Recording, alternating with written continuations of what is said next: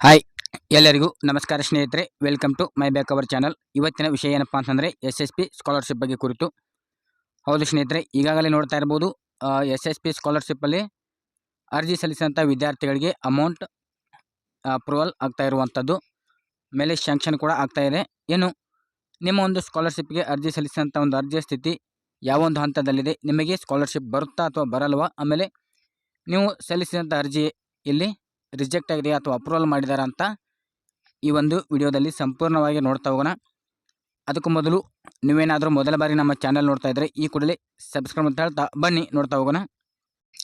Okay, ಈಗಾಗಲೇ ಅರ್ಜಿ ಸಲ್ಲಿಸಿದಂಥ ವಿದ್ಯಾರ್ಥಿಗಳಿಗೆ ಇಲ್ಲಿ ಅಪ್ರೂವಲ್ ಆಗ್ತಾ ಇರುವಂಥದ್ದು, ಆಮೇಲೆ ಶಾಂಕ್ಷನ್ ಕೂಡ ಆಗಿದೆ. ನಿಮ್ಮ ಒಂದು ಸ್ಟೇಟಸನ್ನು, ಸ್ಕಾಲರ್ಶಿಪ್ಗೆ ಅರ್ಜಿ ಸಲ್ಲಿಸಿದಂಥ ಒಂದು ಸ್ಟೇಟಸನ್ನು ಯಾವ ರೀತಿಯಾಗಿ ಚೆಕ್ ಮಾಡೋದು ಅಂತ ಇವಾಗ ನೋಡೋಣ. ಮೊದಲನೇದಾಗಿ SSPಯ ಅಫಿಷಿಯಲ್ ವೆಬ್ಸೈಟ್ಗೆ ಬರಬೇಕಾಗುತ್ತೆ.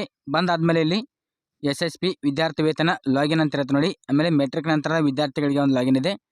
ಆಮೇಲೆ ಇಲ್ಲಿ ಪ್ರೀ ಮೆಟ್ರಿಕ್ ಅಂದರೆ ಮೆಟ್ರಿಕ್ ಪೂರ್ವ ವಿದ್ಯಾರ್ಥಿಗಳಿಗೆ ಒಂದು ಕೂಡ ಲಾಗಿನ್ ಇದೆ. ನಾವು ಇವಾಗ ಮೆಟ್ರಿಕ್ ಪೂರ್ವ ವಿದ್ಯಾರ್ಥಿ ವೇತನ ಒಂದು ಸ್ಟೇಟಸನ್ನು ತೋರಿಸ್ತಾ ಇದ್ದೀವಿ. ಇದರ ಮೇಲೆ ಕ್ಲಿಕ್ ಮಾಡ್ಕೋಬೇಕಾಗುತ್ತೆ. ಮಾಡಿದಾದಮೇಲೆ ಇಲ್ಲಿ ವಿದ್ಯಾರ್ಥಿಗಳ ಲಾಗಿನ್ ಅಂದರೆ ನಿಮ್ಮೊಂದು SSP ID, ಆಮೇಲೆ ಪಾಸ್ವರ್ಡ್ ಹಾಕಿಬಿಟ್ಟು ಕ್ಯಾಪ್ಚಾ ಹಾಕಿಬಿಟ್ಟು ಇಲ್ಲಿ ಸ್ಟೂಡೆಂಟ್ ಲಾಗಿನ್ ಮಾಡ್ಕೋಬೇಕಾಗುತ್ತೆ. ಮೊದಲೇದಾಗಿ ನಾವು ಇವಾಗ ಮಾಡ್ತಾ ಇದ್ದೀವಿ. ಓಕೆ, ಸ್ಟೂಡೆಂಟ್ ಒಂದು ಲಾಗಿನ್ ಮಾಡಿದ ತಕ್ಷಣ ನಮಗೆ ಈ ರೀತಿ ಅಂತ ಒಂದು ಪೇಜ್ ಓಪನ್ ಆಗುತ್ತೆ. ಇದರಲ್ಲಿ ಸ್ಟೂಡೆಂಟ್ ನೇಮು, ಆಮೇಲೆ ಅವರೊಂದು SSP ID, ಆಮೇಲೆ ಎಲ್ಲ ಕೂಡ ತೋರಿಸುತ್ತೆ. ಇದರಲ್ಲಿ ಏನಪ್ಪ ಅಂತಂದರೆ ಸ್ಟೂಡೆಂಟ್ ಸ್ಟೇಟಸ್ ರಿಪೋರ್ಟ್ ಅಂತ ನೋಡಿ, ಇದರ ಮೇಲೆ ಕ್ಲಿಕ್ ಮಾಡ್ಕೋಬೇಕಾಗತ್ತೆ. ಕ್ಲಿಕ್ ಮಾಡಿದಾದಮೇಲೆ ಇಲ್ಲಿ ಕೆಳಗಡೆ ನೋಡ್ತಾ ಇರ್ಬೋದು, ಸ್ಯಾಟ್ಸ್ ID ಕೂಡ ಬಂದಿರುತ್ತೆ. ಸ್ಟೂಡೆಂಟ್ ಒಂದು ಸ್ಯಾಟ್ಸ್ ID ಬಂದಿರುತ್ತೆ. ಆಮೇಲೆ ಫೈನಾನ್ಷಿಯಲ್ ಇಯರ್ ಅಂತ ನೋಡಿ, ಇಲ್ಲಿ 2025 ಮತ್ತು 26 ಆಯ್ಕೆ ಮಾಡ್ಕೊಳ್ಳಿ. ಮಾಡಿದ ತಕ್ಷಣ ಇಲ್ಲಿ ಸರ್ಚ್ ಅಂತ ನೋಡಿ, ಸರ್ಚ್ ಮೇಲೆ ಕ್ಲಿಕ್ ಮಾಡ್ಕೋಬೇಕಾಗುತ್ತೆ. ಕ್ಲಿಕ್ ಮಾಡಿದಾದಮೇಲೆ ನಿಮಗೆ ಇಲ್ಲಿ ಸ್ಟೂಡೆಂಟ್ ಒಂದು ಡೀಟೇಲ್ಸ್ ಎಲ್ಲನೂ ಬಂದುಬಿಡುತ್ತೆ. ಇಲ್ಲಿ ನೋಡ್ತಾ ಇರ್ಬೋದು, SSP ID, ಸ್ಟೂಡೆಂಟ್ ಒಂದು ನೇಮು, ಆಮೇಲೆ ಸ್ಟೂಡೆಂಟ್ ಒಂದು ಆಧಾರ್ ಕಾರ್ಡಲ್ಲಿರೋಂಥ ನೇಮು, ಆಮೇಲೆ ತಂದೆ ತಾಯಿ ಹೆಸರು, ಆಮೇಲೆ ಅವರ ಒಂದು ಜನರ ಎಲ್ಲನೂ ಕೂಡ ಡೀಟೇಲ್ಸನ್ನು ತೋರಿಸುತ್ತೆ. ಇಲ್ಲಿ ಕೆಳಗಡೆ ಸ್ಕ್ರಾಲ್ ಮಾಡ್ತಾ ಬನ್ನಿ. ಬಂದ ತಕ್ಷಣ ನೋಡ್ತಾ ಇರ್ಬೋದು, ಇಲ್ಲಿ ವೆರಿಫಿಕೇಷನ್ ಅಂತ ನೋಡಿ. ವೆರಿಫಿಕೇಷನ್ ಇದ್ದಲ್ಲಿ ಅಪ್ರೂವಲ್ ಅಂತೇಳಿ ಬಂದಿರಬೇಕು. ಮುಖ್ಯವಾಗಿ ವೆರಿಫಿಕೇಷನ್ ಇದ್ದಲ್ಲಿ ಅಪ್ರೂವಲ್ ಅಂತ ಬಂದಿರಬೇಕು. ಆಮೇಲೆ ಅಪ್ರೂವ್ಡ್ ಸ್ಯಾಂಕ್ಷನ್ಡ್ ಬೈ ಆಫೀಸರ್ ಅಂದರೆ ಆಫೀಸರಲ್ಲಿ ರೀಸನ್ ಕೊಟ್ಟಿದ್ದಾರೆ. ನೋಡ್ತಾ ಇರ್ಬೋದು, ಅಪ್ರೂವಲ್ ಮಾಡಲಾಗಿದೆ ಅಂತ ಕೂಡ ಕೊಟ್ಟಿದ್ದಾರೆ. ಸ್ಯಾಂಕ್ಷನ್ಡ್ ಅಂತ ಕೂಡ ಬಂದಿದೆ. ಆಮೇಲೆ ಸೀಡೆಡ್ ಡೆಮೋ ವಿತ್ ಸಕ್ಸಸ್ ಅಂತಂದರೆ ಅಥೆಂಟಿಕೇಷನ್ ಸಕ್ಸಸ್ಫುಲ್ ಅಂತ ಬಂದಿದೆ.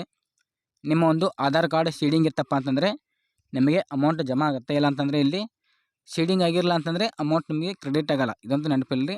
ಇಲ್ಲಿ ಸೀಡೆಡ್ ಆ್ಯಂಡ್ ಡೆಮೋ ಅಂತ ಬಂದಿರುತ್ತೆ. ಆವಾಗ ಸಕ್ಸಸ್ ಅಂತ ಬಂದಿತ್ತು ಅಂತಂದರೆ ನಿಮಗೆ ಅಮೌಂಟ್ ಜಮಾ ಆಗುತ್ತೆ ಬ್ಯಾಂಕಿಗೆ.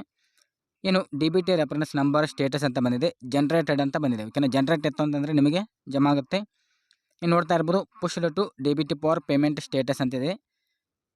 ಇದರಲ್ಲಿ ಏನಪ್ಪ ಅಂತಂದರೆ ಪುಷ್ಡ್ ಟು DBT ಮತ್ತು waiting for payment response file ಅಂತೇಳಿ ಬಂದಿದೆ. ಅಂದರೆ ಅಮೌಂಟನ್ನು ರಿಲೀಸ್ ಮಾಡಲಾಗಿದೆ, ಅಂದರೆ ಅಮೌಂಟ್ ಸ್ಯಾಂಕ್ಷನ್ ಮಾಡಲಾಗಿದೆ. ಇನ್ನು ವೆಯ್ಟ್ ಮಾಡಿರಿ ಅಂದರೆ ನಿಮ್ಮೊಂದು ಅಕೌಂಟಿಗೆ ಜಮಾ ಆಗುತ್ತೆ, ವೆಯ್ಟ್ ಮಾಡಿ ಅಂತ ಹೇಳಿದ್ದಾರೆ. ಅಮೌಂಟ್ ಬಂದುಬಿಟ್ಟು 1,000 ರೂಪಾಯಿ ಜಮಾ ಆಗುತ್ತೆ. ಓಕೆನಾ, ಇಲ್ಲಿ ಪೇಡ್ ಅಂತ ಇದೆ ಸ್ಟೇಟಸ್ ನೋಡ್ತಾ ಇರ್ಬೋದು. ಇಲ್ಲಿ ನಾಟ್ ಪೇಡ್ ಅಂತೇಳಿ ಇದೆ. ಅಂದರೆ ಇನ್ನು ಮುಂದಿನ 1 ತಿಂಗಳು ಅಥವಾ 1-2 ತಿಂಗಳಲ್ಲಿ ನಿಮ್ಮೊಂದು ಬ್ಯಾಂಕ್ ಖಾತೆಗೆ ಹಣ ಕ್ರೆಡಿಟ್ ಆಗಿತ್ತು. ಓಕೆನಾ ಸ್ನೇಹಿತರೆ, ನೋಡಿದ್ರಲ್ಲ ಈ ರೀತಿಯಾಗಿ ಸ್ಕಾಲರ್ಶಿಪ್ ಜಮಾ ಆಗುತ್ತಾ ಇಲ್ವಾ ಅಂತ ಚೆಕ್ ಮಾಡ್ಕೋಬಹುದಾಗಿದೆ. ಸ್ನೇಹಿತರೆ, ಇನ್ನು ಯಾವುದೇ ರೀತಿಯ ಒಂದು ಹೆಚ್ಚಿನ ಮಾಹಿತಿಗಾಗಿ ನಮ್ಮದೇ ಅಂತ ಒಂದು ವಾಟ್ಸಪ್ ಗ್ರೂಪ್ ಮತ್ತು ಟೆಲಿಗ್ರಾಮ್ ಗ್ರೂಪನ್ನು ವಿಡಿಯೋದ ಬೇದಲ್ಲಿ ಹಾಕಿರ್ತೀನಿ. ಅಲ್ಲಿಂದ ಕೂಡ ನೀವು ಜಾಯ್ನಿಂಗ್ ಆಗಿಬಿಟ್ಟು ನೇರವಾಗಿ ಹೆಚ್ಚಿನ ಮಾಹಿತಿಗಳನ್ನು ಕೂಡ ಕೇಳಬಹುದು ಅಂತ ಹೇಳ್ತಾ, ಓಕೆ ಸ್ನೇಹಿತರೆ, ಈ ಒಂದು ವಿಡಿಯೋನ ಎಂಡ್ ಮಾಡ್ತಾ ಇದ್ದೀನಿ.